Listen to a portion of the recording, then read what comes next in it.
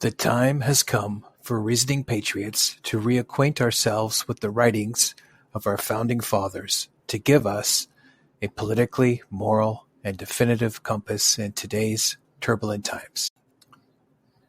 Society in every state is a blessing, but government, even in its best state, is but a necessary evil.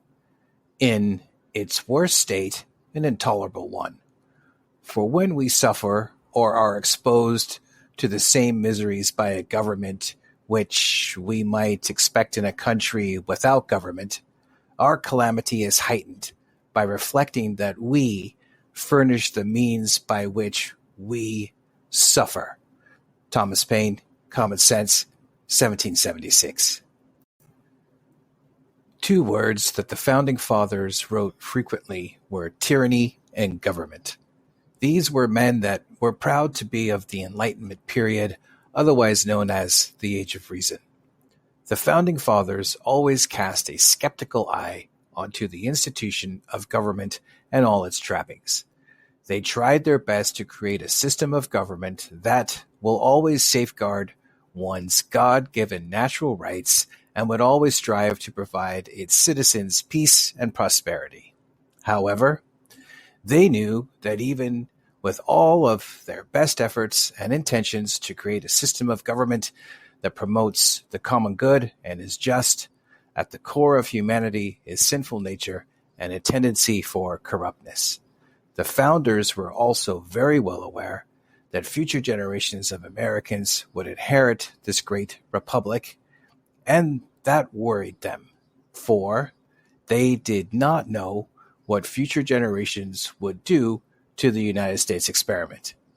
That said, they provided all of us today with ample direction and guidance on how to maintain and safeguard our glorious republic and what they intended for it to accomplish with their writings.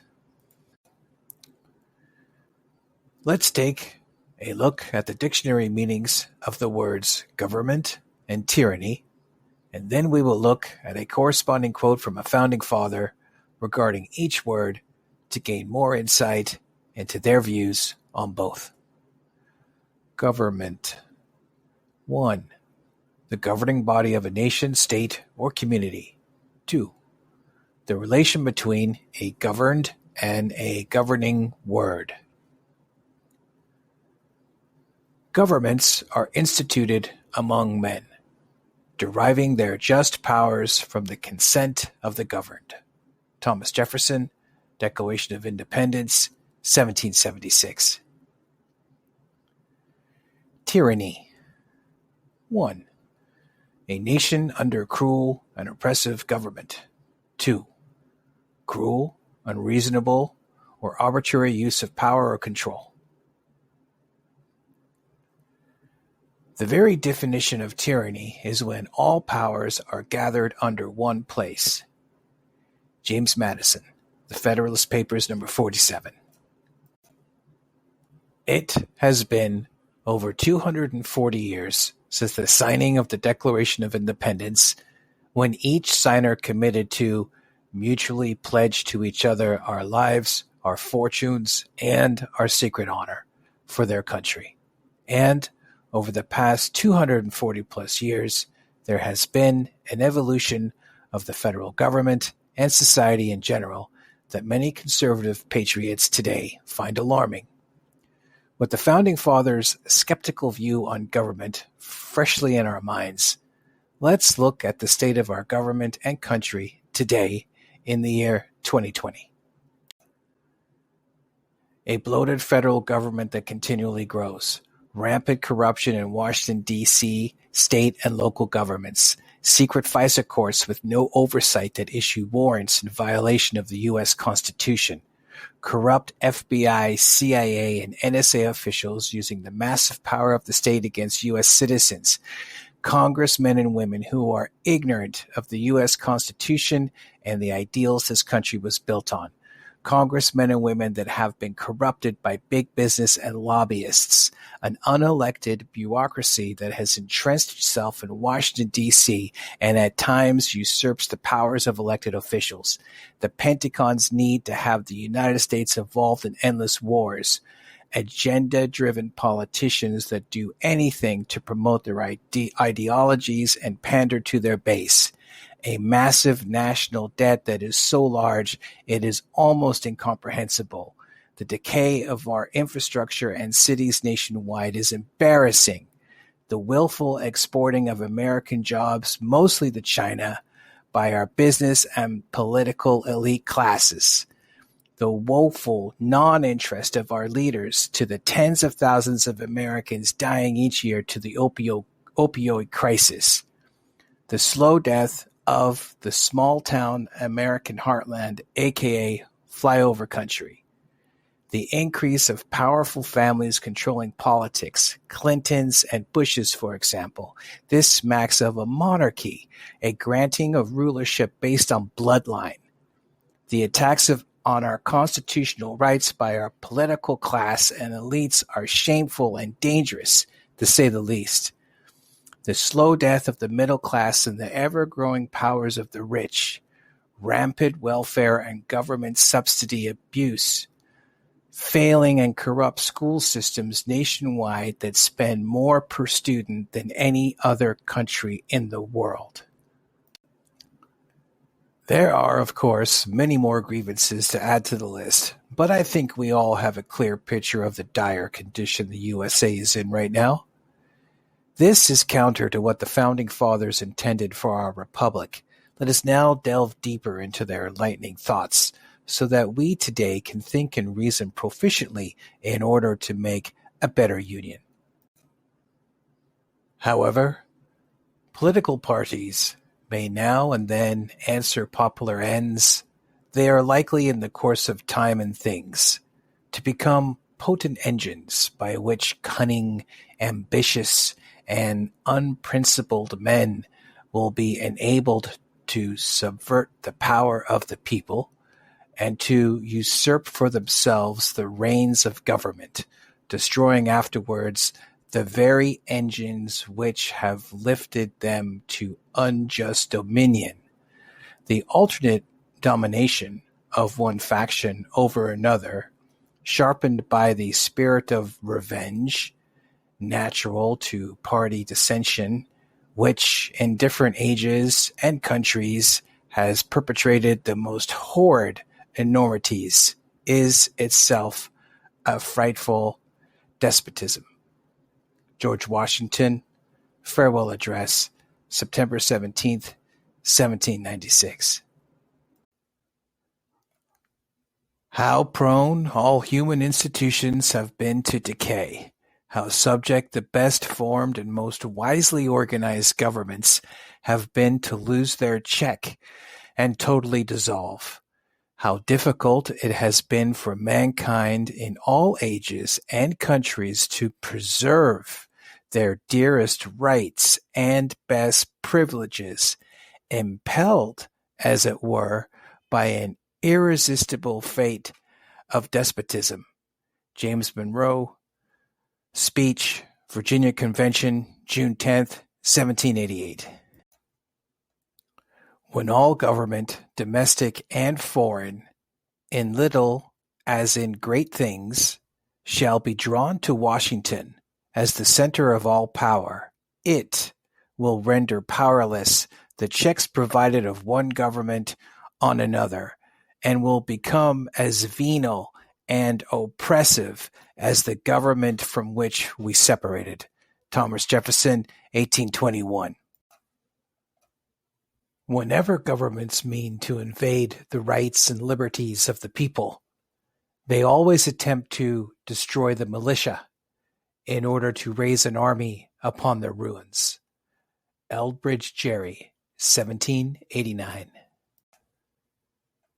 The House of Representatives can make no law which will not have its full operation on themselves and their friends, as well as the great mass of society.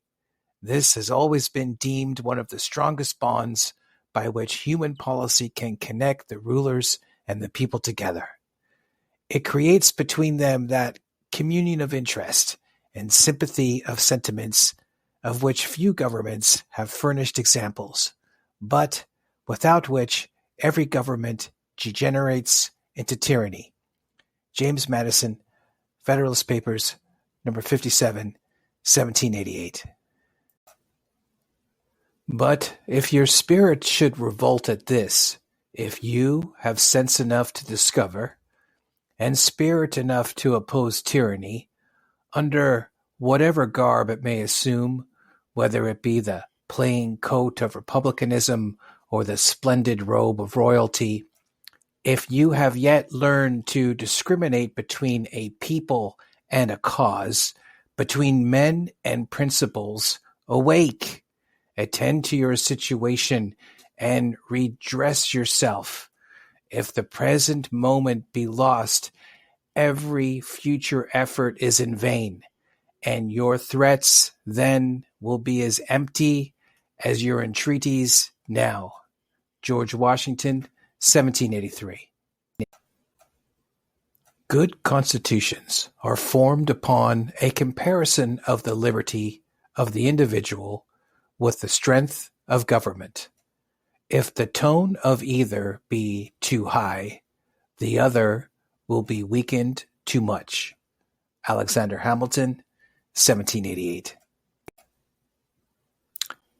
I shall read these 4 quotes from Thomas Jefferson in unison because they are extremely significant to us today.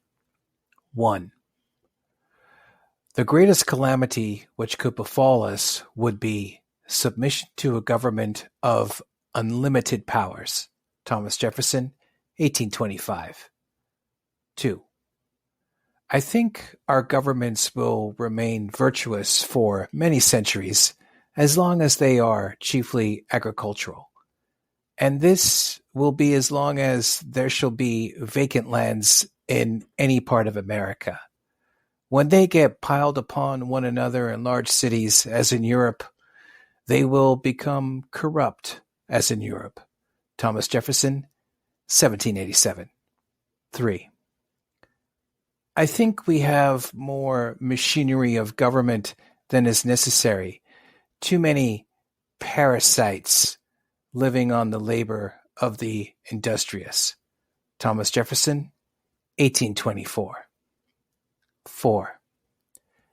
Every government degenerates when trusted to the rulers of the people alone. The people themselves, therefore, are its only safe depositories. Thomas Jefferson, 1781. The below 2 quotes by John Adams are just as relevant today as they were when he wrote them. Think of modern-day ballot harvesting and Chinese government lobbyists, for example. 1. If an election is to be determined by a majority of a single vote, and that can be procured by a party through artifice or corruption, the government may be the choice of a party for its own ends, not of the nation for the national good. John Adams, 1797. 2.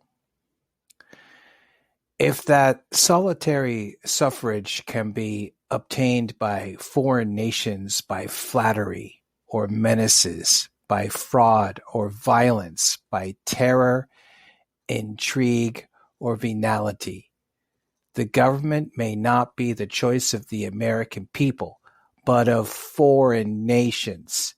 It may be foreign nations who govern us, and not we, the people, who govern ourselves. And candid men will acknowledge that in such cases choice would have little advantage to boast of over lot or chance. John Adams, 1797. The time to guard against corruption and tyranny is before they shall have gotten hold of us.